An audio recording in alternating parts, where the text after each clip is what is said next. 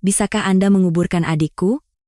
Aku tidak punya uang, tapi aku janji akan membayarmu saat aku besar nanti, kumohon. Suara lirih yang berasal dari sebuah gang sempit yang basah oleh hujan itu seketika menghentikan langkah Budi. Seorang gadis kecil berusia 9 tahun menatapnya dengan mata penuh keputusasaan, sambil mendekap seorang anak laki-laki berusia 3 tahun yang tubuhnya mulai terasa dingin. Pada saat itu, Budi merasa seolah-olah hatinya terpukul. Ada sesuatu yang bergejolak di dalam lubuk hatinya. Malam itu, pukul 11:30 malam, langkah Budi terasa berat saat ia meninggalkan sebuah restoran Jepang mewah di kawasan SCBD, Jakarta Selatan. Meskipun baru saja menyelesaikan jamuan makan malam bersama para eksekutif perusahaannya, hatinya masih terasa kosong. Hujan gerimis mulai turun. Budi menegakkan kerah jas hitam impornya dan melangkah perlahan. Biasanya, ia akan langsung menuju tempat parkir, tetapi malam ini, entah mengapa, ia ingin berjalan kaki. Setiap langkahnya memercikan air dari sol sepatunya. Cahaya lampu jalan terpantul di aspal yang basah, menciptakan kilauan yang bergoyang. Sambil berjalan, suara istrinya, Santi, terngiang di benaknya. Mas Budi, bagaimana makan malamnya? Dulu, setiap kali pulang, ia akan menceritakan seluruh kegiatannya kepada sang istri. Ia juga teringat bagaimana putrinya yang berusia 7 tahun, Rara, akan berlari menyambutnya sambil berseru, "Ayah Bau," lalu memeluknya erat. Namun kini, suara hangat dan pelukan mungil itu hanya tinggal kenangan. Sejak tragedi 2 tahun lalu, kehidupan Budi seolah terhenti. Di luar, ia tetap seorang CEO perusahaan besar. Tetapi di dalam, ia hanyalah sebuah cangkang kosong. Ia berbelok dari jalan utama memasuki sebuah gang kecil. Ini bukanlah jalan yang biasa ia lalui. Kakinya hanya melangkah tanpa tujuan. Gang itu sempit dan gelap. Penerangan jalan yang minim membuat bayangan tampak begitu pekat. Di kedua sisi, berjejer ruko-ruko tua yang sebagian besar sudah tutup. Budi terus berjalan tanpa arah. Hujan turun semakin deras. Tiba-tiba, dari ujung gang, terdengar suara yang kecil dan sayup. Awalnya, ia mengira itu adalah suara anak kucing. Namun, setelah didengarkan dengan lebih saksama, itu adalah suara manusia, suara seorang anak kecil. Budi menghentikan langkahnya. Jika dalam keadaan biasa, ia pasti akan mengabaikannya. Kota ini penuh dengan berbagai macam suara. Namun, malam ini berbeda. Ia merasakan adanya keputusasaan dalam suara itu, seolah-olah seseorang sedang berpegang pada harapan terakhirnya. Dengan hati-hati, Budi melangkah menuju sumber suara itu. Jauh di dalam gang, di tempat yang hampir tidak tersentuh cahaya lampu, 2 sosok kecil tampak meringkuk. Ketika semakin dekat, Budi akhirnya bisa melihat siapa mereka. Seorang anak perempuan berusia sekitar 9 tahun sedang memeluk seorang anak laki-laki berusia 3 tahun. Pakaian gadis kecil itu terlalu besar, seperti pakaian orang dewasa. Warnanya sudah begitu pudar hingga sulit untuk mengetahui warna aslinya. Anak laki-laki itu mengenakan pakaian yang lebih kecil, tetapi juga tampak usang dan kotor. Rambut keduanya berantakan, dan wajah mereka penuh noda. Namun, ada sesuatu yang aneh, anak laki-laki dalam pelukan gadis itu sama sekali tidak bergerak. Jantung Budi berdebar kencang. Jangan-jangan, gadis itu memeluk adiknya dengan erat, tetapi rasanya seperti memeluk sebuah boneka yang dingin. "Dava, dingin ya? Kakak akan menghangatkanmu," gumam gadis kecil itu. Suaranya bergetar. Budi mendekat dan melihat wajah anak laki-laki itu. Pucat dan terkulai. Sulit untuk mengetahui apakah ia masih bernapas. Tiba-tiba, "Pak, bisakah Anda menguburkan adikku? Aku tidak punya uang, tapi aku janji akan membayarmu saat aku besar nanti. Kumohon." Gadis kecil itu mengangkat kepalanya dan menatap Budi. Jantung Budi serasa berhenti berdetak. Ujung jarinya mendingin, dan seluruh tubuhnya merinding. Mata anak itu memancarkan keputusasaan dan kepasrahan. Namun, di saat yang sama, ada secercah harapan yang berusaha ia pertahankan. "Kami tidak punya orang tua. Dava tidak makan apapun sejak kemarin, dan sejak pagi tadi, matanya tidak mau terbuka. Tubuhnya menjadi sangat dingin." Suara Aulia terdengar semakin lirih. Jelas sekali ia sedang berusaha menahan tangis. Budi terdiam. Ia tidak bisa percaya hal seperti ini bisa terjadi. Seorang anak berusia 9 tahun meminta bantuan untuk menguburkan adiknya yang ia kira telah tiada, terlebih lagi, di tengah gang yang dingin ini. Tangan Budi mulai gemetar. Sesuatu di dalam dadanya bergejolak dengan hebat. Seketika, kenangan 2 tahun lalu melintas di benaknya. Keputusasaan saat harus kehilangan istri dan putrinya di ranjang rumah sakit yang dingin kembali terasa begitu nyata. Namun, kali ini berbeda. Mungkin saja anak ini masih hidup. Dengan hati-hati, Budi berlutut dan mendekati kedua anak itu. Tunggu sebentar, biar Bapak lihat. Dengan tangan gemetar, ia menyentuh leher Dava. Ia mencoba merasakan sesuatu di bawah kulit yang dingin itu. Awalnya, tidak ada yang terasa. Hati Budi mencelos. Namun, setelah menunggu beberapa saat, ia merasakan getaran yang sangat lemah. Itu adalah denyut nadi. Sangat lemah, tetapi jelas masih berdenyut. Dia masih hidup. Anak ini masih hidup, seru Budi tanpa sadar. Mata Aulia membelalak. Benarkah? Dava masih hidup? Untuk pertama kalinya, ada nada harapan dalam suara Aulia. Namun, pada saat yang sama, raut wajahnya menunjukkan ketidakpercayaan. Iya, dia masih hidup, tapi kondisinya sangat kritis. Kita harus segera membawanya ke rumah sakit. Budi segera mengeluarkan ponselnya. Jari-jarinya yang gemetar membuat ia kesulitan menekan nomor. Halo, 119. Ada seorang anak yang tidak sadarkan diri. Saya berada di sebuah gang di kawasan SCBD, Jakarta Selatan. Tolong segera datang. Suara Budi terdengar mendesak. Ketenangannya yang biasa kini sirna. Namun, menunggu ambulans sepertinya akan memakan waktu terlalu lama. Kondisi Dava tampak sangat serius. Percayalah padaku dan ikutlah denganku.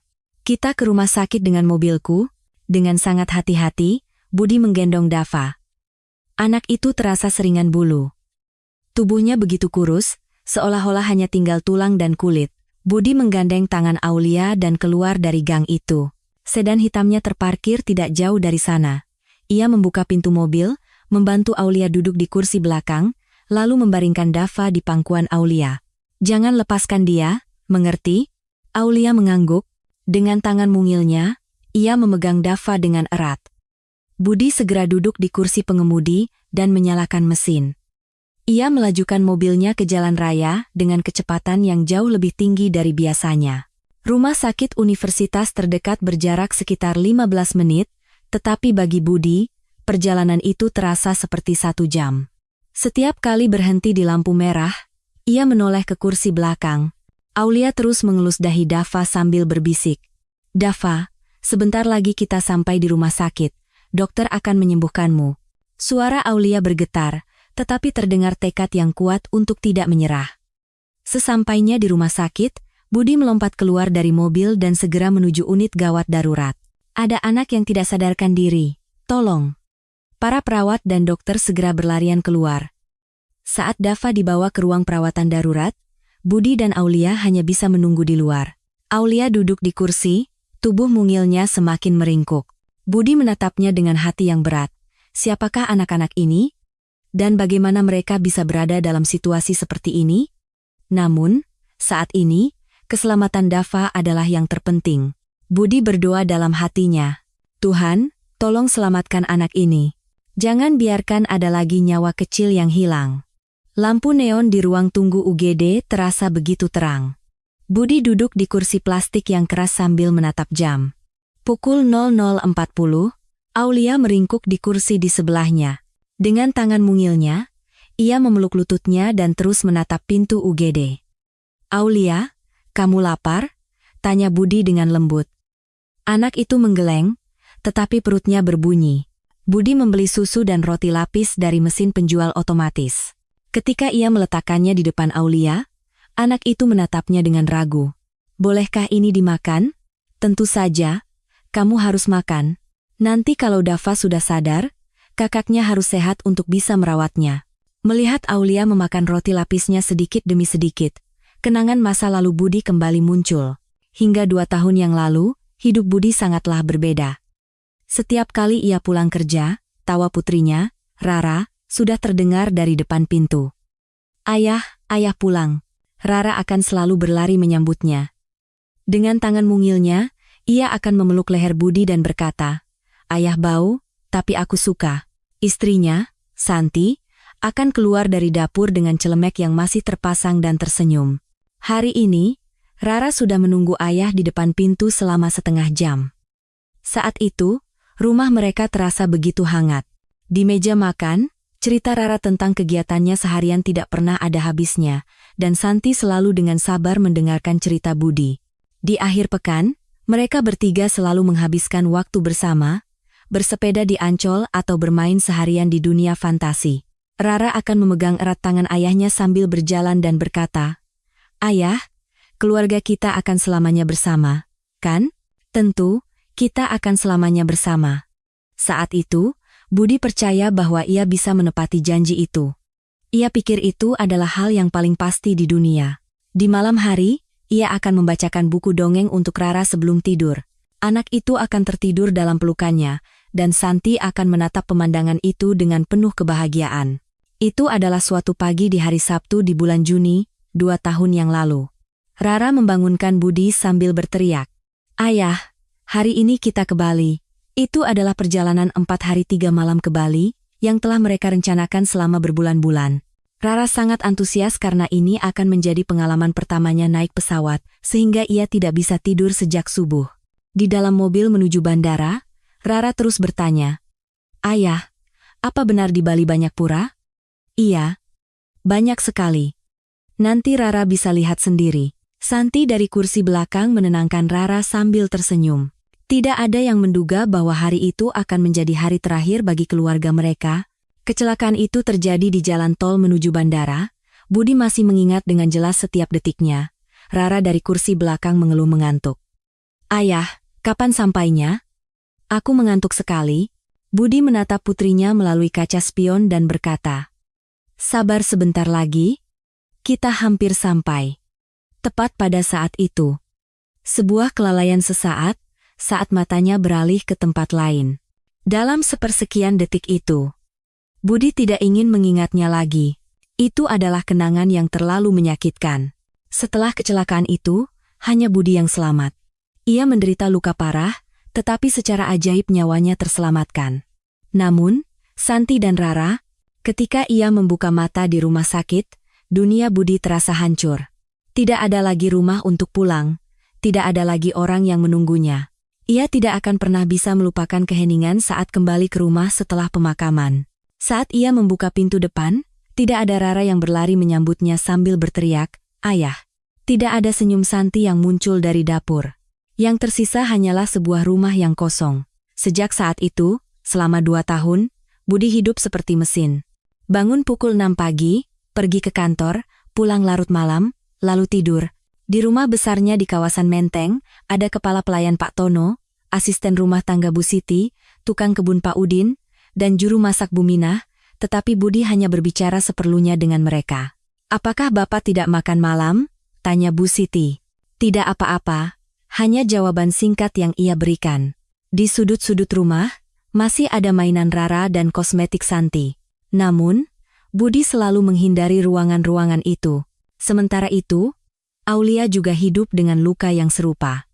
2 tahun yang lalu, setelah kehilangan kedua orang tuanya, Aulia dan Dava ditempatkan di sebuah panti asuhan di pinggiran Jakarta.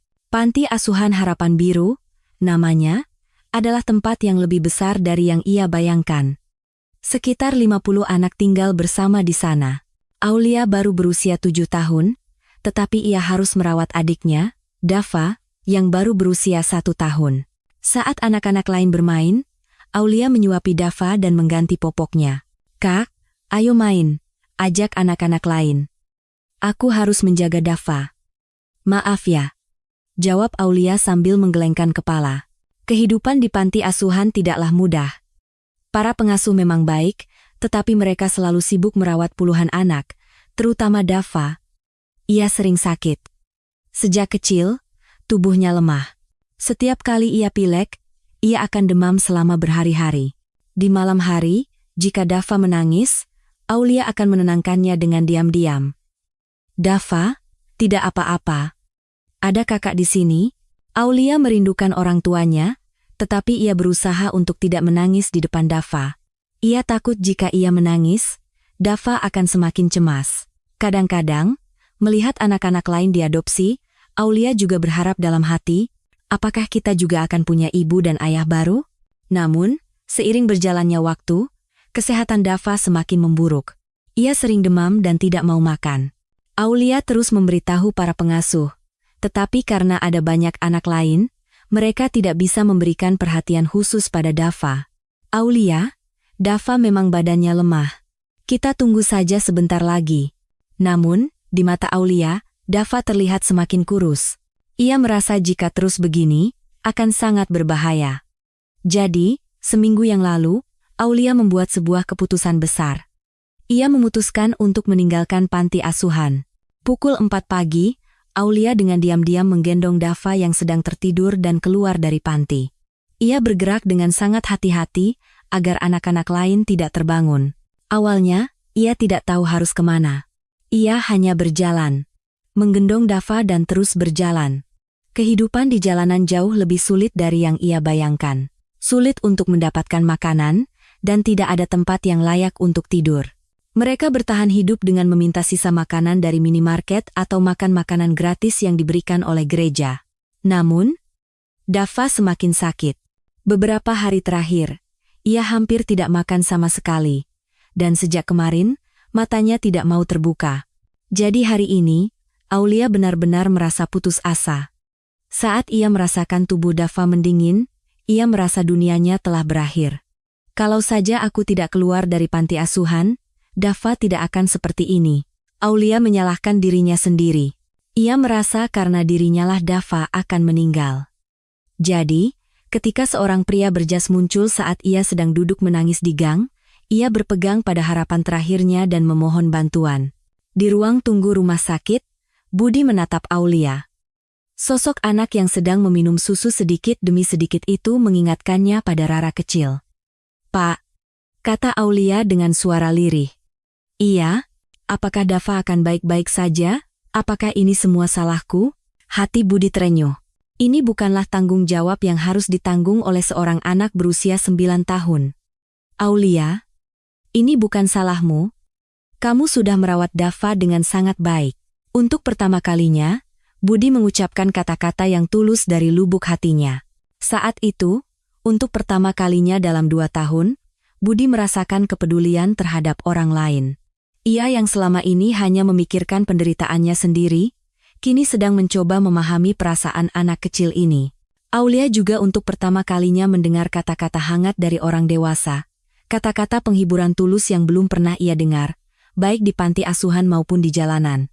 Meskipun keduanya membawa luka yang berbeda, saat ini, mereka merasa sedikit tidak terlalu kesepian.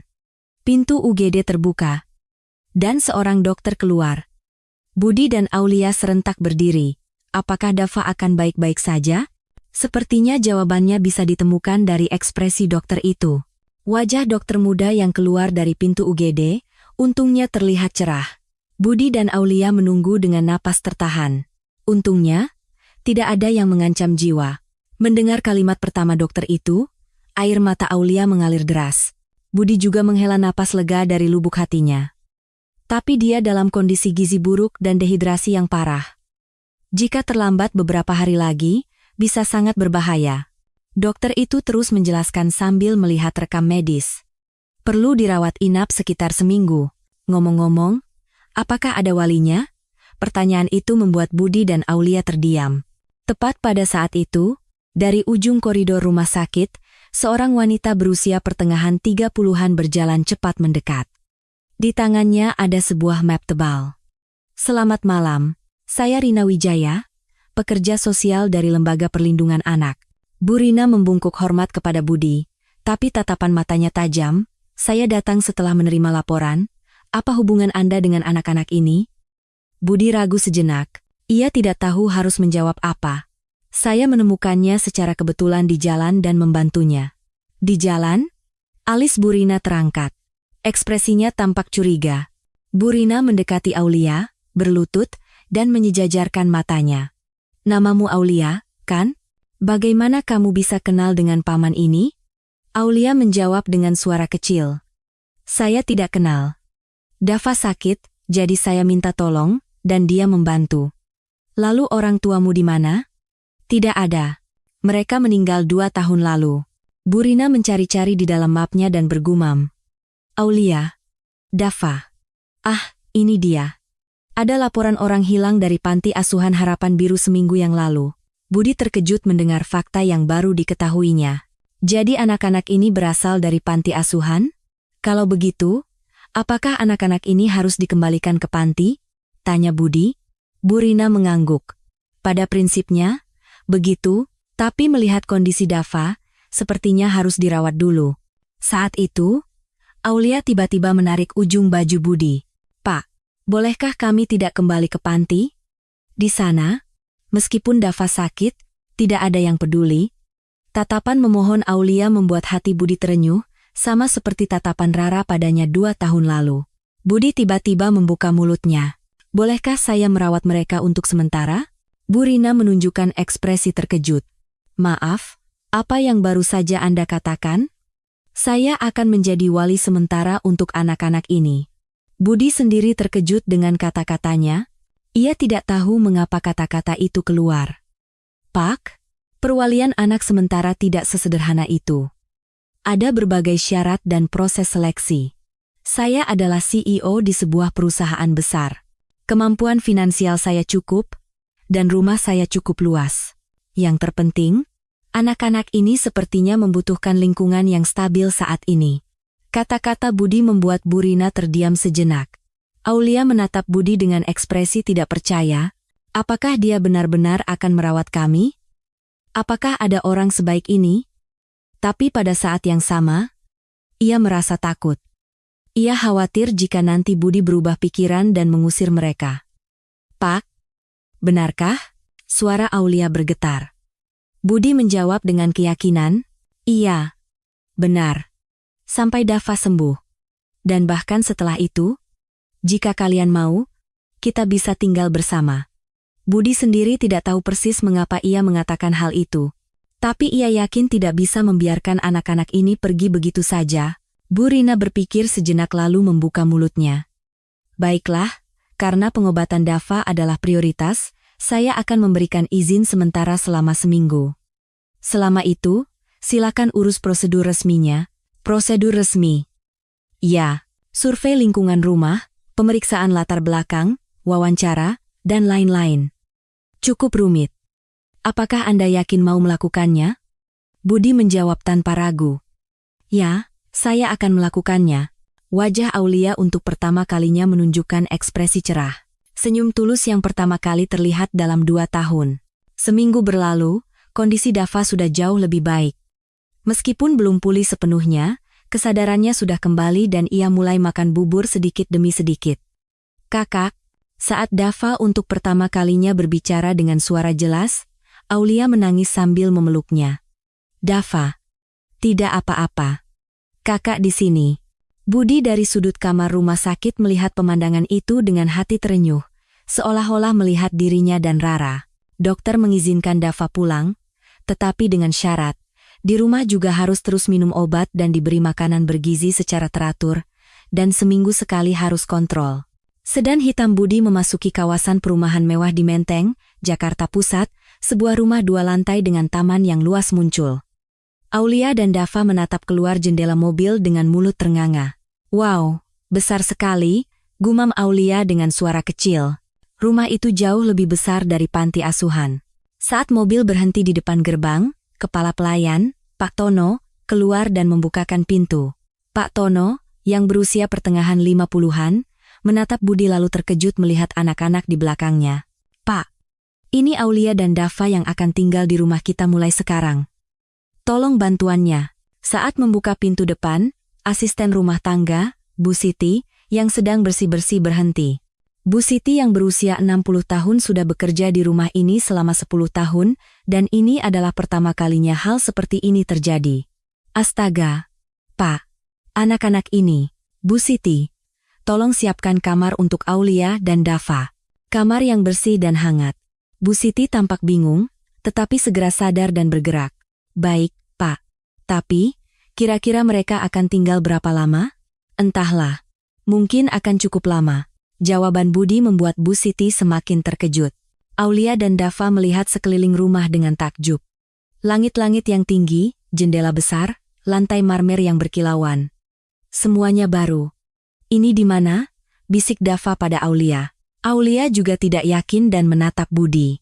Ya, ini rumah kalian sekarang. Anggap saja seperti rumah sendiri. Budi mengantar anak-anak ke lantai 2. Ada sebuah kamar luas dengan jendela yang menghadap ke taman. Wow, pohon. Dava menempel di jendela dan melihat keluar. Terlihat tukang kebun, Pak Udin, sedang memangkas pohon. Tapi Aulia masih merasa cemas. Lingkungan yang terlalu baik ini justru membuatnya tidak percaya. Pak, apakah kami benar-benar boleh tinggal di sini? Apa kami tidak merepotkan? Budi meletakkan tangannya di bahu Aulia dan berkata, Aulia, kalian tidak merepotkan. Justru, kehadiran kalian membuat rumah ini terasa lebih hangat. Kata-kata itu tulus. Selama 2 tahun tinggal sendirian di rumah kosong, baru sekarang Budi menyadari betapa kesepiannya ia. Saat makan malam tiba, juru masak, Bu Minah, menyiapkan meja makan, makanan yang disajikan jauh lebih banyak dari biasanya. Saya tidak tahu apakah cocok dengan selera anak-anak. Saya tidak tahu apa yang mereka suka, kata Bu Minah dengan ekspresi khawatir. Aulia dan Dava melihat makanan yang tersaji dengan mata membulat. Wow, apa ini semua boleh kita makan? Tentu. Makan yang banyak. Dava masih sakit, jadi harus makan banyak. Dava makan nasi sedikit demi sedikit dengan sendok kecil. Aulia terus mengawasi apakah Dava makan dengan baik sambil makan dengan hati-hati. Malam itu, Aulia dan Dava untuk pertama kalinya tidur di ranjang yang hangat. Selimut yang lembut dan bantal yang empuk membuat kedua anak itu cepat tertidur. Budi sedikit membuka pintu kamar anak-anak dan tersenyum. Melihat anak-anak tidur dengan damai membuat hatinya hangat. Untuk pertama kalinya dalam 2 tahun, rumah ini terasa hidup. Suara napas kecil anak-anak memecah keheningan rumah. Pak Tono, Bu Siti, Pak Udin, dan Bu Minah awalnya bingung, tetapi melihat kepolosan anak-anak, hati mereka luluh. Anak-anak yang baik ya, Pak? Kata Bu Siti kepada Budi. Iya, mereka sangat baik. Tolong bantuannya ke depan. Budi meminta tolong kepada para stafnya dengan sopan. Kini, rumah ini bukan lagi ruang pribadinya sendiri. Menjadi ruang di mana 3 anggota keluarga baru tinggal bersama. Meskipun masih canggung dan hati-hati, ada firasat bahwa ini akan menjadi awal yang baru. 3 minggu berlalu. Rumah besar di Menteng itu kini dipenuhi keceriaan yang sama sekali berbeda dari sebelumnya. Setiap pagi, tawa Dava memenuhi seisi rumah. Dava yang sudah pulih kesehatannya berlarian di taman mengejar kupu-kupu. Kakak, kupu-kupunya warna kuning. Hati-hati, Dava, jangan sampai jatuh. Aulia mengikuti Dava sambil menjaganya. Wajahnya kini dipenuhi senyuman, bukan lagi kekhawatiran. Budi memandangi mereka dari jendela ruang kerjanya dengan perasaan hangat. Untuk pertama kalinya dalam 2 tahun, rumah ini terasa seperti rumah. Namun, masih ada urusan yang harus diselesaikan. Masa perwalian sementara yang dijanjikan oleh pekerja sosial Rina Wijaya hampir berakhir. Pak, Bu Rina dari lembaga sosial menelepon. Bu Siti masuk ke ruang kerja dan memberitahu Budi. Budi menerima telepon itu. Halo, saya Budi. Ah, ya. Saya Rina Wijaya. Masa perwalian sementara akan berakhir minggu ini. Bagaimana kelanjutan proses resminya? Tentu saja saya ingin melanjutkannya. Dokumen apa saja yang diperlukan? Bu Rina membacakan daftar yang panjang. Surat keterangan catatan kepolisian, surat keterangan aset, surat keterangan sehat, dan yang terpenting, kami juga perlu meninjau secara rinci catatan masa lalu anak-anak, situasi orang tua, hubungan keluarga, dan lain-lain. Budi segera memulai persiapan dokumen. Dengan bantuan tim hukum perusahaannya, ia menyiapkan dokumen yang diperlukan satu persatu. Namun, dalam proses permintaan catatan masa lalu anak-anak, ada prosedur yang rumit. Catatan panti asuhan, data saat kematian orang tua, dokumen terkait kecelakaan. Pak, dokumen terkait orang tua anak-anak, sepertinya akan memakan waktu.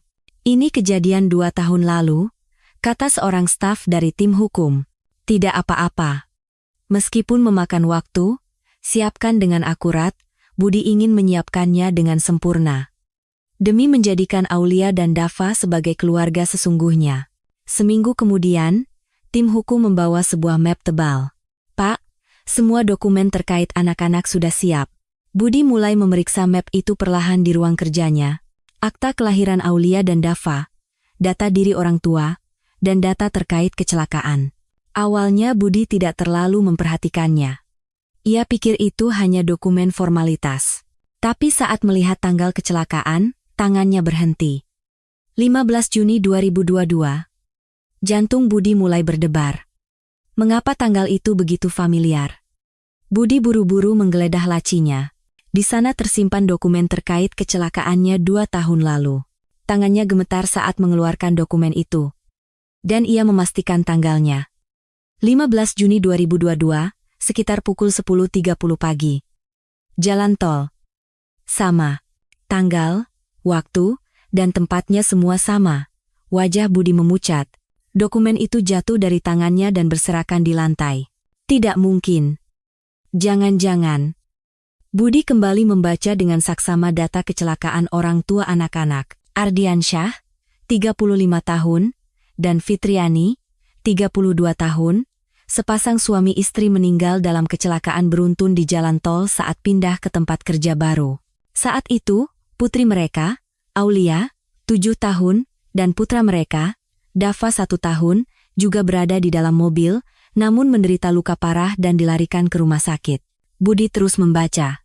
Penyebab kecelakaan, mobil sedan yang datang dari arah berlawanan melanggar batas tengah jalan dan bertabrakan dengan truk besar, menyebabkan tabrakan beruntun. Saat itu, kepala Budi menjadi kosong. Ia melihat kembali catatan kecelakaannya. Semua isinya cocok. Waktu, tempat, kronologi kecelakaan. Budi yang melanggar batas tengah jalan dan bertabrakan dengan truk, dan dampaknya, mobil keluarga Aulia yang berada di belakangnya. Budi tidak bisa bangkit dari kursinya. Kakinya lemas dan ia terduduk di tempat. Bagaimana ini bisa terjadi? Bagaimana bisa? Suaranya bergetar. Dadanya terasa mau meledak. Anak-anak yang selama 3 minggu ia rawat adalah anak-anak yang menjadi yatim piatu karena dirinya. Wajah tersenyum Aulia terlintas di benaknya. Juga ingatan saat Dava berlari memanggilnya Om dan memeluknya. Aku yang membunuh orang tua anak-anak ini? Budi memegangi kepalanya. Selama ini, Budi tersiksa oleh rasa bersalah karena kesalahannya telah merenggut nyawa istri dan putrinya. Tapi sekarang, bukan hanya itu, ia juga telah menghancurkan keluarga lain. Ia adalah biang keladi yang membuat kedua anak itu menjadi yatim piatu. Bagaimana bisa terjadi hal seperti ini? Budi membaca ulang dokumen itu, tetapi isinya tidak berubah. Itulah kenyataan yang kejam. Saat itu, dari luar terdengar suara Aulia. Dava, ayo kita petik bunga untuk Om. Iya. Aku suka Om. Tawa polos anak-anak itu semakin menyakiti hati Budi. Budi mencoba berdiri, tetapi kakinya gemetar. Ia tidak tahu bagaimana harus menghadapi anak-anak itu. Terlintas di benaknya bagaimana Aulia menatapnya dengan tatapan penuh kepercayaan. Juga saat-saat hangat ketika Dava memanggilnya Om dan memeluknya. Semuanya terasa palsu. Ia bukanlah orang yang membantu anak-anak itu, melainkan biang keladi yang menghancurkan hidup mereka. Bagaimana mungkin aku bisa membesarkan anak-anak ini? Budi menundukkan kepalanya. Tetapi pada saat yang sama, pikiran lain muncul. Waktu yang ia habiskan bersama anak-anak selama 3 minggu terakhir bukanlah kepalsuan. Kegembiraan saat Aulia untuk pertama kalinya menunjukkan senyum tulus, kelegaan saat Dava pulih dan berlarian. Perasaan itu nyata. Dan yang terpenting, anak-anak ini sekarang bergantung padanya. Mereka tidak punya wali lain, dan mereka tidak ingin kembali ke panti asuhan. Lalu, apa yang harus kulakukan? Budi tenggelam dalam pemikiran yang mendalam. Saat itu, dari jendela terdengar percakapan anak-anak. Om itu seperti ayah kita, ya? Entahlah, Dava. Tapi Om itu orang baik. Dia merawat kita seperti keluarga sungguhan. Iya, aku suka Om. Kata-kata polos Dava membuat hati Budi serasa teriris. Anak-anak itu menganggapnya sebagai penyelamat. Padahal kenyataannya adalah sebaliknya. Budi duduk di depan meja dan memegangi kepalanya.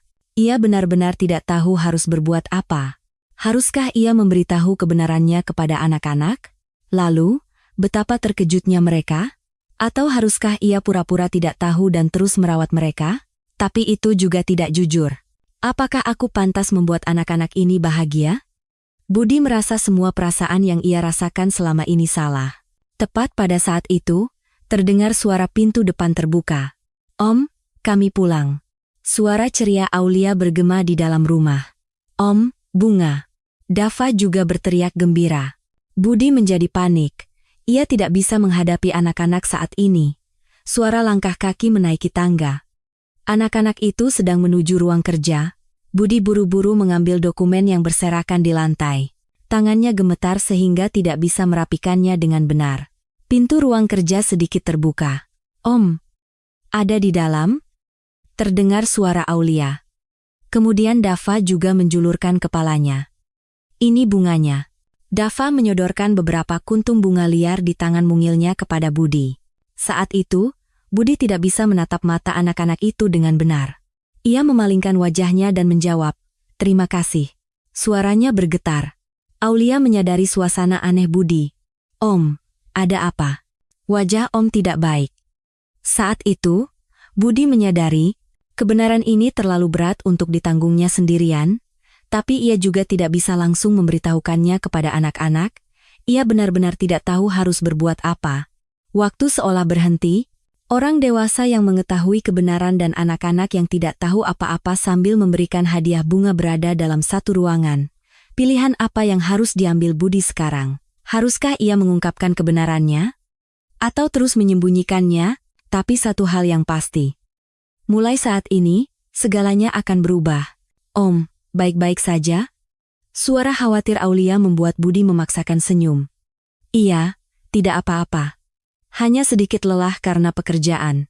Dava meletakkan bunga liar itu dengan lembut di atas meja Budi. "Om, kalau lihat bunga jadi senang?" Kata-kata polos Dava semakin menyakiti hati Budi. Ia merasakan betapa anak ini begitu mempercayainya. "Terima kasih, Dava. Bunganya cantik sekali." Budi menyentuh bunga itu dengan tangan gemetar, tapi hatinya serasa hancur berkeping-keping. Malam itu Budi tidak bisa tidur sama sekali. Ia berbaring di tempat tidur, menatap langit-langit, dan pikiran yang sama terus berulang. "Aku yang membunuh orang tua anak-anak ini, aku." Ingatan hari itu terus kembali. Suara Rara dari kursi belakang yang merengek, "Ayah, kapan sampainya?" Saat ia melihat ke kaca spion, dan kelalaian sesaat itu telah merenggut begitu banyak nyawa, baru sekarang ia benar-benar menyadarinya. Bukan hanya Santi dan Rara, tetapi juga orang tua Aulia dan Dava. 4 orang. Karena aku, 4 orang. Budi menarik selimut menutupi wajahnya dan terisak. Di meja makan pagi, Budi tidak bisa menelan makanannya dengan baik. Aulia dan Dava berbicara dengan ceria seperti biasa. Tetapi bagi Budi, semua suara itu terdengar jauh. "Om, hari ini Dava harus kontrol ke rumah sakit," kata Aulia. Tetapi Budi hanya diam termangu, sebelum menjawab terlambat. "Oh, iya. Benar. Rumah sakit. Om, benar tidak apa-apa?" Sejak kemarin aneh sekali. Aulia menatap Budi dengan mata khawatir. "Tidak apa-apa. Hanya ada sedikit masalah pekerjaan. Jangan khawatir." Tapi suara Budi sama sekali berbeda dari biasanya. Perjalanan ke rumah sakit terasa seperti siksaan. Dava duduk di samping Budi dan berceloteh dengan gembira. "Om, aku sudah sembuh?" "Tentu saja. Dava sekarang sudah sehat." "Terima kasih, Om." Kata-kata polos Dava serasa menusuk hati Budi. "Dengan pisau, aku yang membunuh orang tuamu? Tapi aku yang merawatmu, aku yang menghancurkan keluargamu." Budi menahan air mata saat mengemudi. Di rumah sakit, dokter mengatakan kondisi Dava sudah jauh lebih baik. "Anda merawatnya dengan sangat baik. Anak ini bisa pulih secepat ini berkat kasih sayang keluarga." Mendengar kata-kata dokter, Aulia menatap Budi dan tersenyum lebar. "Dok, Om saya ini orang yang sangat baik." Dokter itu juga tersenyum dan berkata, "Terlihat sekali. melihat anak-anak ini begitu bahagia. Tapi pujian itu bagi Budi adalah siksaan. Ia hanya merasa tidak pantas menerima pujian. Keesokan harinya, meskipun masuk kantor, Budi tidak bisa melakukan apa-apa. Ada rapat penting, tetapi ia tidak bisa berkonsentrasi. "Pak, Anda baik-baik saja? Seharian ini Anda melamun terus," tanya sekretarisnya dengan khawatir. "Ah, maaf, aku sedikit lelah. Kalau tidak enak badan, sebaiknya pulang lebih awal." Tapi pulang ke rumah juga menakutkan, menghadapi anak-anak terasa sangat sulit. Malam itu, Budi pulang larut. Anak-anak sudah tertidur. Bu Siti berkata, "Anak-anak menunggu Bapak sampai tertidur." Aulia terus bertanya, "Kapan Om pulang?" "Oh begitu? Terima kasih." Budi masuk ke ruang kerja dan kembali mengeluarkan dokumen-dokumen itu. Ia berharap mungkin ia salah lihat. Tapi tidak peduli berapa kali ia melihatnya. Hasilnya tetap sama. Tanggal, waktu, tempat, kronologi kecelakaan, semuanya cocok. Kenapa harus anak-anak ini? Budi memegangi kepalanya. Takdir terasa begitu kejam. Rasa sakit kehilangan keluarganya sendiri sudah besar. Tetapi sekarang rasa bersalah karena telah menghancurkan keluarga lain terasa lebih berat. Bagaimana aku bisa tegar di depan anak-anak ini? Bagaimana? Budi menundukkan kepalanya di atas meja dan terisak. Semua air mata yang ia tahan selama 2 tahun tumpah ruah. Keesokan paginya, ia bertemu Aulia di dapur. Aulia terkejut melihat mata Budi yang bengkak dan merah. "Om? Habis menangis?" "Bukan. Hanya mataku sedikit sakit. Benar tidak apa-apa?" "Akhir-akhir ini aneh sekali." "Apa Om sakit?" Suara khawatir Aulia semakin membuat hati Budi sakit. Anak ini begitu mengkhawatirkannya, betapa terkejutnya dia jika mengetahui kebenarannya. "Tidak apa-apa. Aulia, jangan khawatir." Tapi Aulia merasa ada yang aneh. Saat itu, Dava bangun dari tidur dan datang ke dapur. "Om, selamat pagi." Dava berlari ke arah Budi dan memeluknya. Budi memeluk Dava sambil merasa hatinya hancur. "Om, kita tinggal di sini?" Pertanyaan polos Dava tidak bisa dijawab Budi. "Kenapa bertanya begitu?" Om terlihat sedih. Bahkan Dava pun merasakan perubahan Budi. Bu Siti sudah beberapa hari mengamati tingkah aneh Budi. Ia khawatir melihat Budi tidak makan dengan benar dan tidak berani menatap mata anak-anak. "Pak, Anda benar-benar tidak apa-apa? Apa merawat anak-anak menjadi beban?" "Bukan, Bu. Bukan itu." Budi tidak bisa menyelesaikan kalimatnya. Ia juga tidak bisa memberitahu kebenarannya kepada Bu Siti. Lalu apa masalahnya? Anak-anak juga khawatir karena bapak aneh. Budi semakin merasa sendirian, baik di kantor maupun di rumah.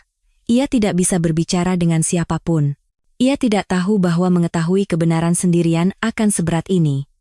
Setiap malam, ia merenung sendirian di ruang kerja sambil melihat dokumen-dokumen itu. Apakah aku masih pantas membesarkan anak-anak ini? Atau haruskah aku memberitahu kebenarannya dan mengirim mereka ke tempat lain? Tapi kalau begitu, anak-anak ini akan terluka lagi. Beberapa hari kemudian, Aulia menjadi yakin. Pasti ada sesuatu yang besar terjadi. "Dava, Om aneh sekali. Apa kita melakukan kesalahan?" "Iya, Kak." Om terlihat sedih. Aulia berpikir, haruskah ia bertanya langsung? Hidup selama 2 tahun di panti asuhan membuat Aulia peka terhadap perubahan suasana hati orang dewasa. Dan ia merasakan kondisi Budi saat ini tidak biasa. Seminggu berlalu, tetapi Budi masih belum bisa mengambil keputusan. Perasaan sayangnya pada anak-anak itu nyata. Waktu yang mereka habiskan bersama selama sebulan terakhir, kehangatan keluarga yang pertama kali ia rasakan. Tetapi pada saat yang sama, rasa bersalah karena ia adalah biang keladi yang menghancurkan keluarga itu juga terlalu besar. "Apa yang harus kulakukan?" Budi bergumam sendirian di ruang kerja. Sepertinya ia tidak bisa menyembunyikan rahasia ini seumur hidup. Tapi jika anak-anak mengetahui kebenarannya, ia bahkan tidak bisa membayangkannya. Aulia menatapnya dengan tatapan penuh kebencian. Dava lari ketakutan.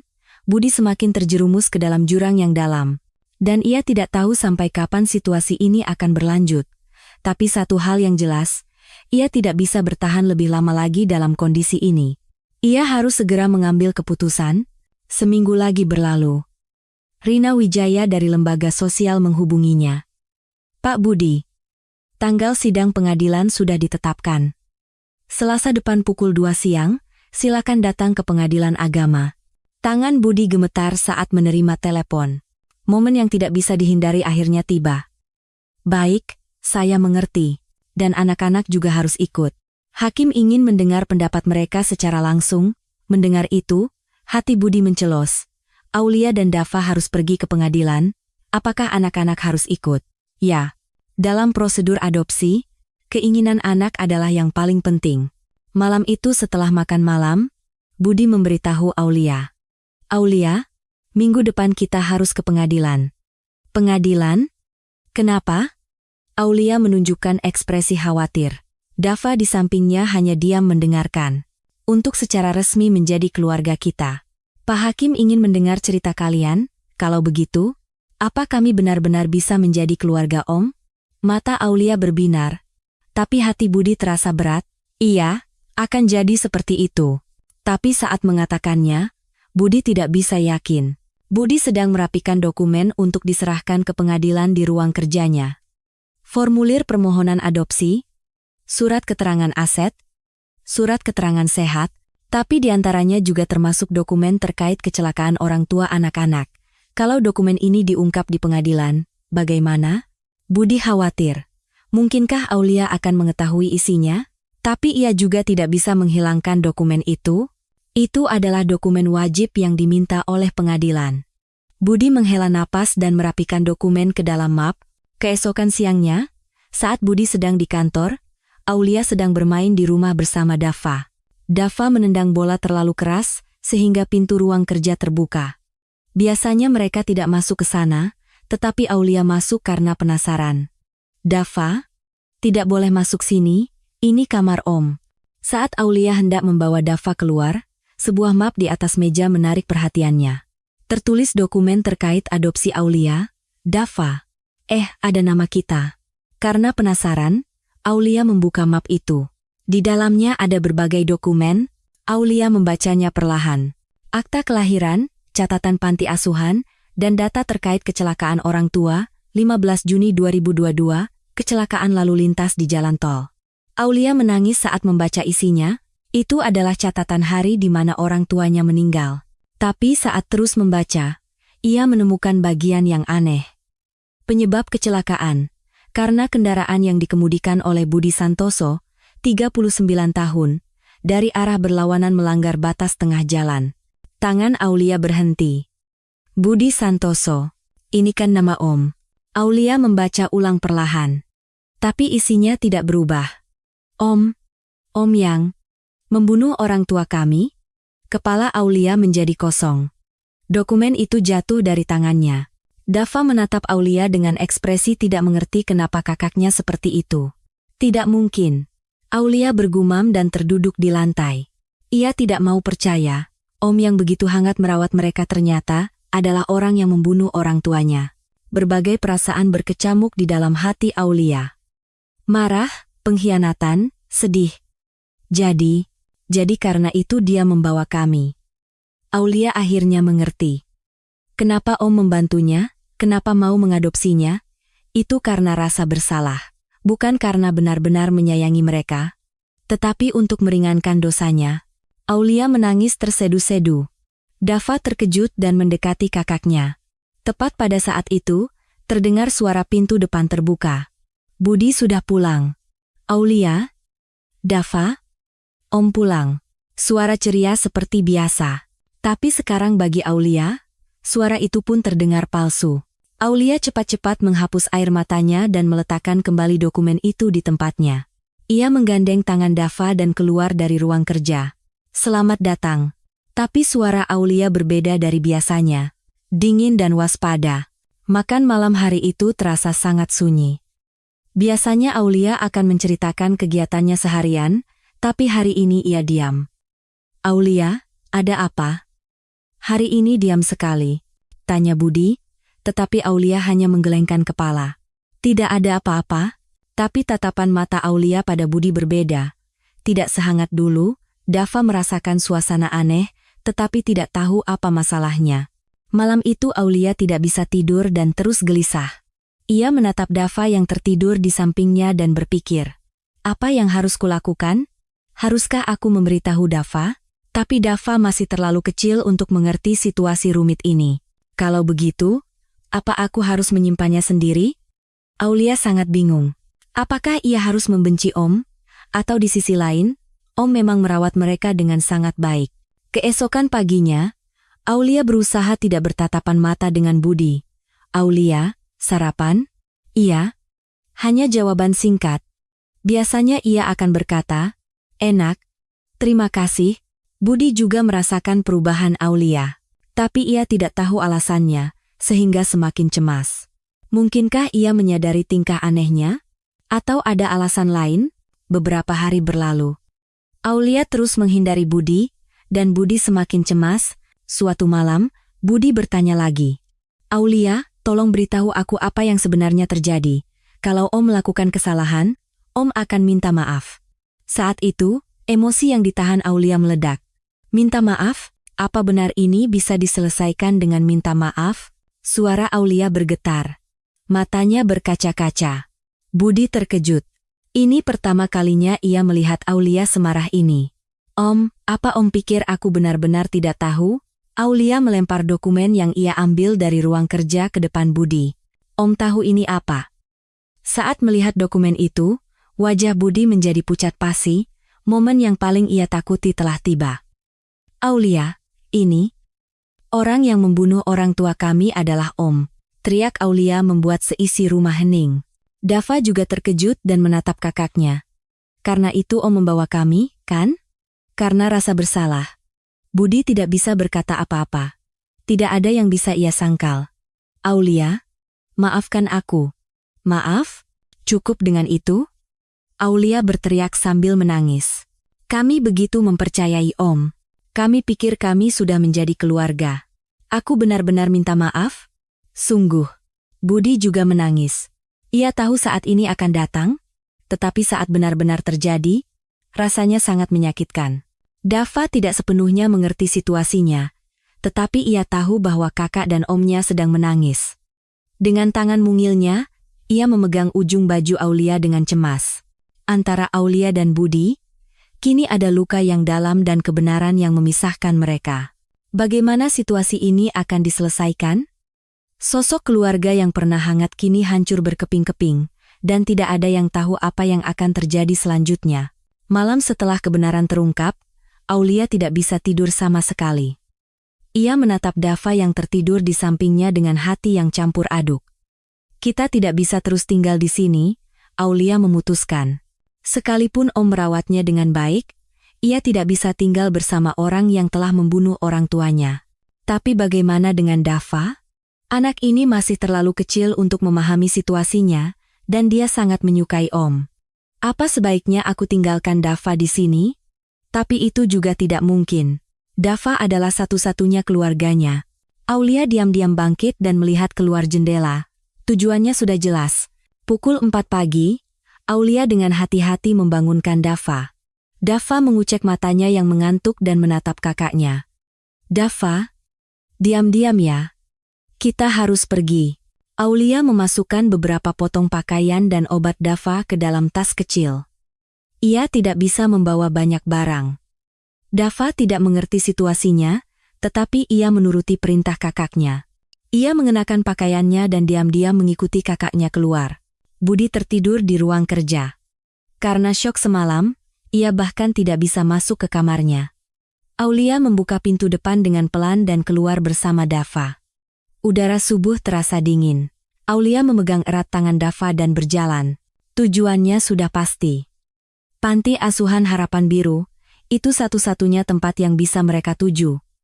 Tapi panti asuhan itu cukup jauh dari sini. Mereka harus naik bus, tetapi uangnya tidak banyak. Dava terus menggigil kedinginan. Aulia melepaskan jaketnya dan memakaikannya pada Dava. Kakak, kita mau kemana? Tanya Dava dengan suara kecil. Kita mau pulang ke tempat tinggal kita dulu. Suara Aulia juga bergetar. Pukul 8 pagi, Budi terbangun di ruang kerja dengan leher kaku. Sepertinya ia tertidur di kursi semalam. Ia berpikir sudah waktunya anak-anak bangun dan naik ke lantai 2. Aulia, Dava, bangun. Tapi kamar itu kosong. Tempat tidur sudah dirapikan, tetapi anak-anak tidak terlihat. Aulia, Dava, Budi mencari ke seluruh rumah, tetapi anak-anak tidak ada. Saat membuka lemari, ia melihat beberapa potong pakaian hilang. Barulah Budi sadar. Anak-anak telah meninggalkan rumah. Tidak, Budi panik. Ia buru-buru mengambil ponselnya dan menelepon Rina Wijaya.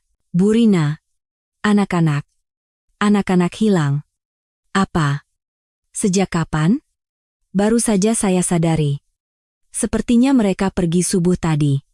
Suara Bu Rina juga terdengar kaget. Segera laporkan ke polisi. Dan kalau ada tempat yang mungkin mereka tuju. Panti asuhan? Mungkin ke panti asuhan Harapan Biru? Budi buru-buru mengambil kunci mobilnya. Budi mengemudi seperti orang gila. Ia cemas setiap kali berhenti di lampu merah. Tolong semoga mereka baik-baik saja. Dalam hatinya, penyesalan datang bertubi-tubi. Kenapa ia tidak memberitahu kebenarannya lebih awal? Kenapa ia membiarkan Aulia sendirian? Perjalanan ke pinggiran Jakarta terasa sangat jauh. Biasanya hanya 1 jam, hari ini terasa seperti 3 jam. Ponselnya berdering. Itu Bu Rina? Pak Budi? Saya sudah melapor ke polisi. Tapi kenapa tiba-tiba anak-anak pergi? Budi tidak bisa menjawab, ia tidak bisa memberitahu kebenarannya. Dan ia juga tidak bisa berbohong. Saat tiba di panti asuhan, waktu sudah menunjukkan pukul 11 siang. Budi melompat keluar dari mobil dan berlari ke panti asuhan. Ibu kepala, apa Aulia dan Dava datang? Kepala panti asuhan, Ibu Ratna, menunjukkan ekspresi terkejut. Loh, Pak Budi, ada apa? Apa Aulia dan Dava tidak datang ke sini? Tidak. Mereka tidak datang. Ada apa? Hati Budi mencelos. Ia yakin anak-anak ada di sini. Mungkin ada kabar? Sama sekali tidak. Kenapa? Budi mencari-cari di sekitar panti asuhan. Taman di dekatnya, minimarket, halte bus. Semua tempat yang mungkin ia datangi. Tapi anak-anak tidak terlihat. Aulia.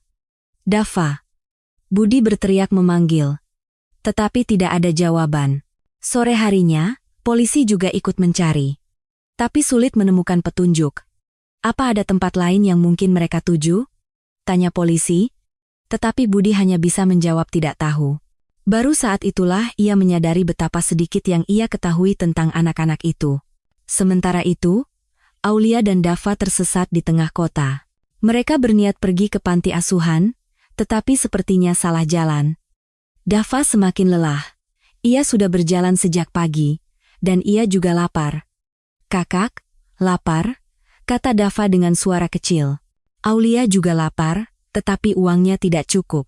Ia membeli 1 roti di minimarket, dan membaginya dengan Dava.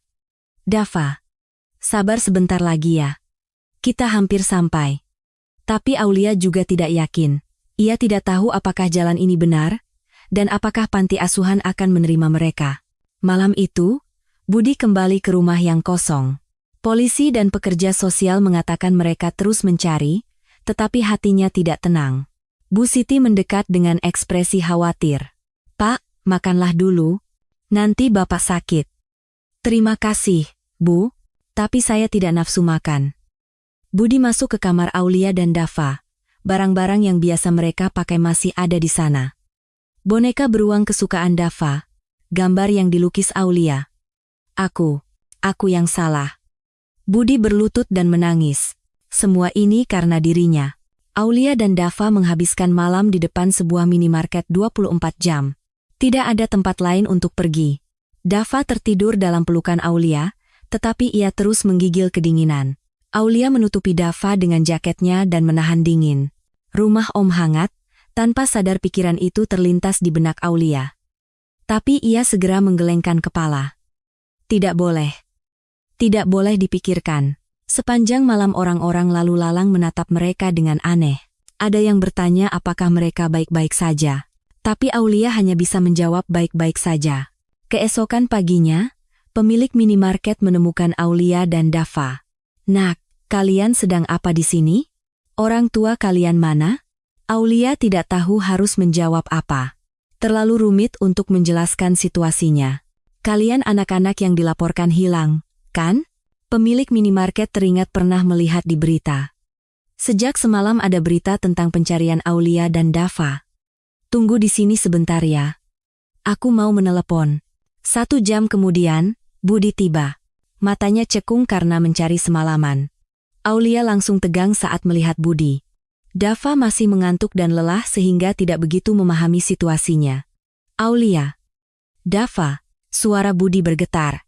Ia lega melihat anak-anak selamat, tetapi pada saat yang sama merasa sangat bersalah. Aku tidak mau pergi, kata Aulia dengan suara kecil. Aulia, ayo kita pulang dulu. Dava juga sakit. Aku tidak mau. Aku tidak mau pergi dengan Om. Penolakan Aulia membuat hati Budi sakit. Polisi dan pekerja sosial juga tiba. Situasi menjadi rumit. Untuk sementara, sepertinya mereka harus dibawa ke rumah singgah, kata Burina. Dalam situasi di mana Aulia menolak Budi, tidak ada pilihan lain. Sepertinya, itu yang terbaik.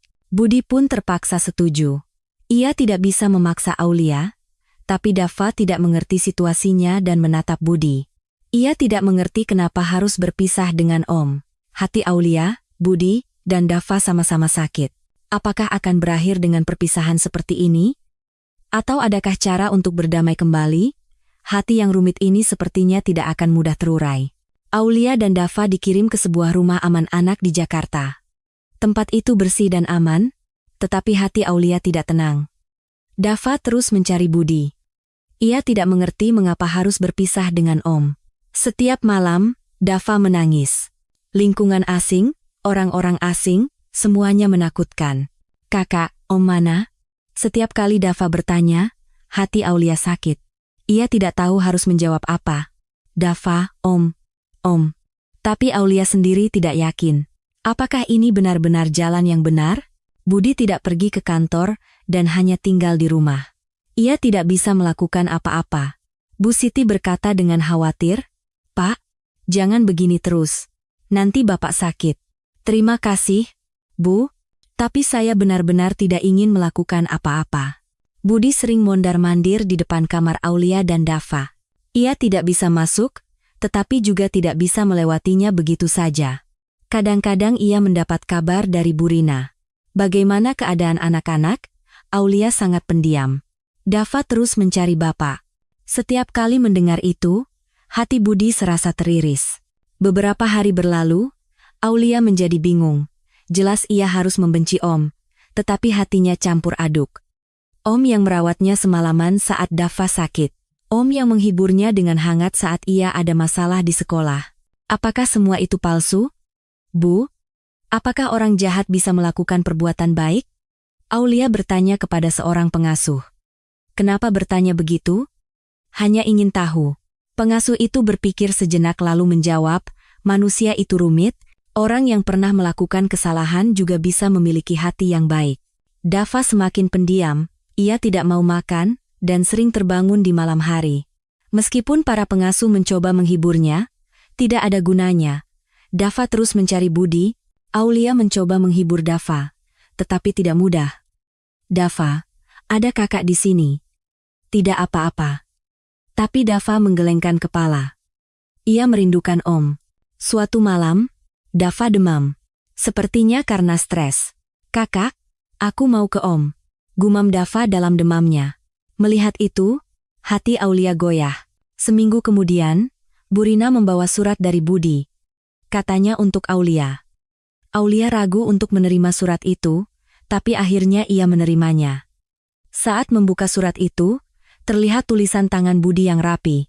Aulia, pertama-tama, aku benar-benar minta maaf.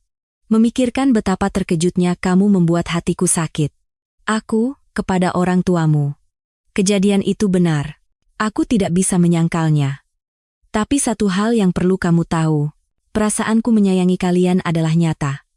Awalnya mungkin karena rasa bersalah, tetapi sekarang aku benar-benar menganggap kalian sebagai keluargaku. Aku tidak apa-apa. Tapi aku khawatir dengan Dava. Apa dia sakit parah? Aku tidak minta dimaafkan. Hanya saja, Tolong pikirkan Dava. Selalu merasa bersalah dan berterima kasih. Om. Aulia menangis saat membaca surat itu. Perasaan campur aduk memenuhi hatinya. Marah, sedih, dan juga rindu. Saat itu, Dava mendekat dan duduk di samping kakaknya. Kakak menangis, Aulia menghapus air matanya dan menjawab, "Tidak, tidak apa-apa."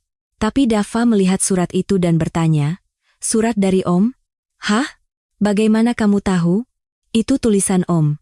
"Aku tahu," Dava berkata sambil melihat surat itu. Meskipun tidak bisa membaca, ia mengenali gaya tulisannya. Malam itu, demam Dava semakin tinggi. Situasinya mengharuskannya dibawa ke rumah sakit. "Bu, Dava sakit parah," panggil Aulia kepada pengasuh.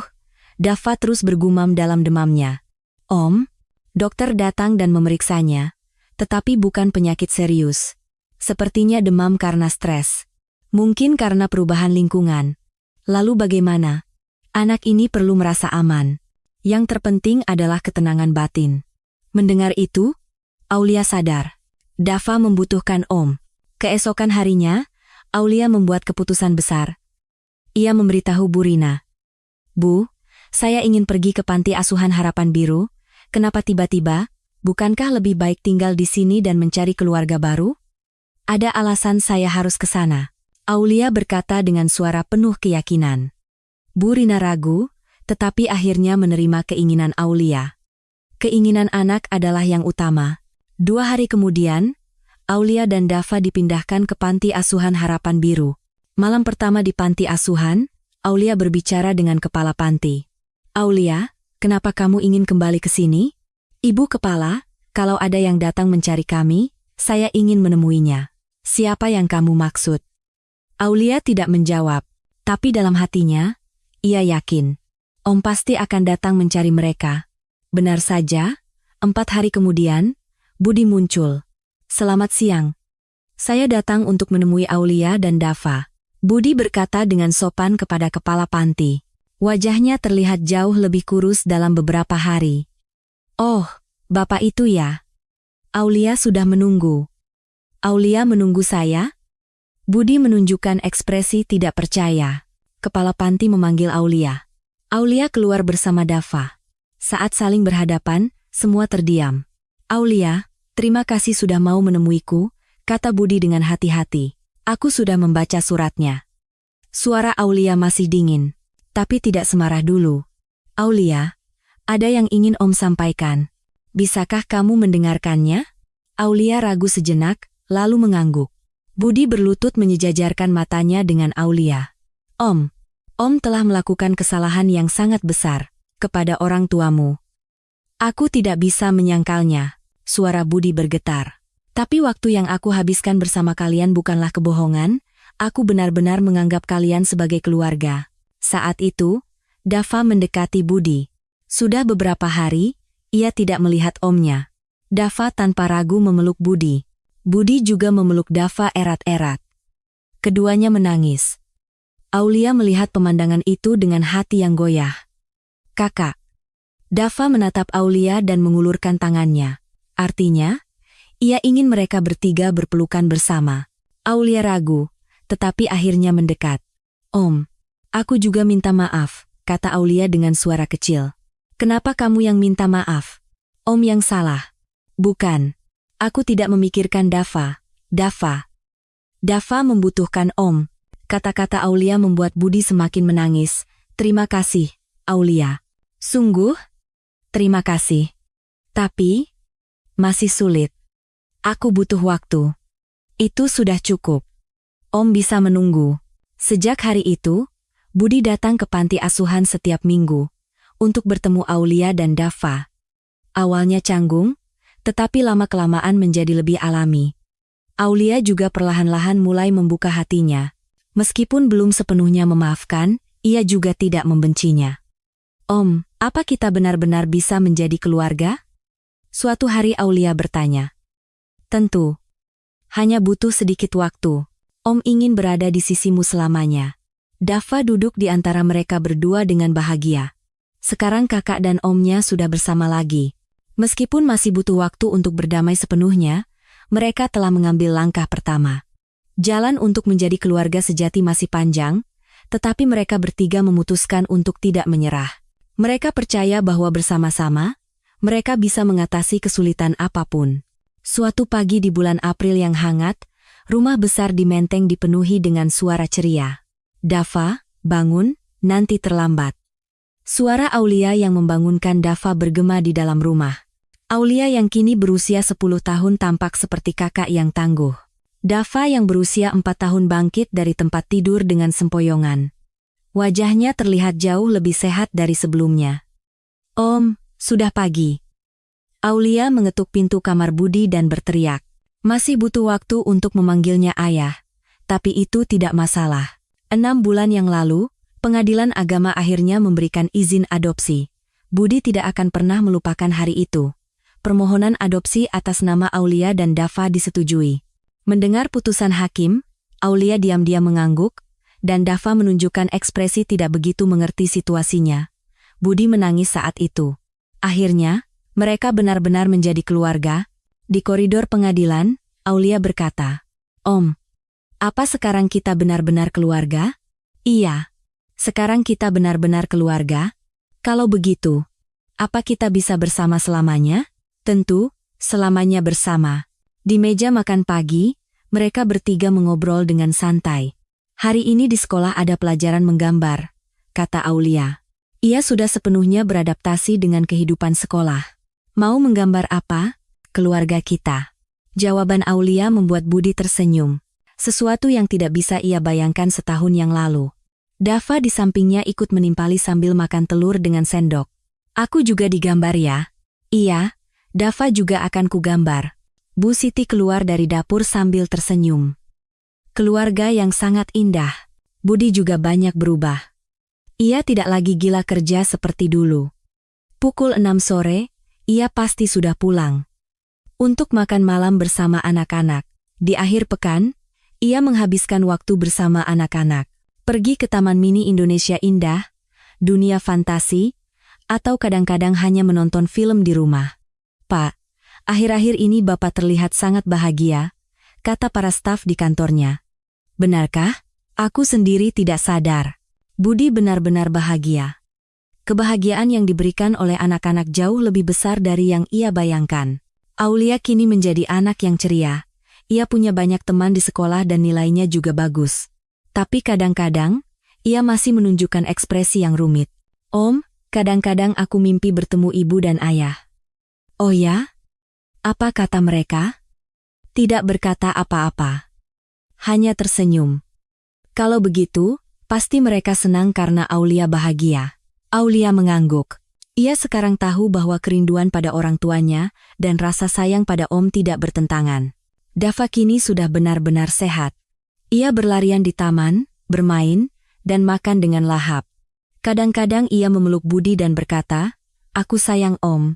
Setiap kali itu terjadi, hati Budi terenyuh. Bagi anak ini, ia sudah menjadi seperti ayah kandung. Dava tidak mengingat kejadian masa lalunya, karena terjadi saat ia masih terlalu kecil. Ia hanya berpikir Om adalah orang yang merawatnya. Budi berpikir itu adalah sebuah keberuntungan. Suatu pagi di hari Sabtu, Budi berkata kepada anak-anak, "Hari ini kita pergi ke tempat istimewa." "Kemana?" tanya Aulia penasaran. "Nanti juga tahu. Ayo siap-siap."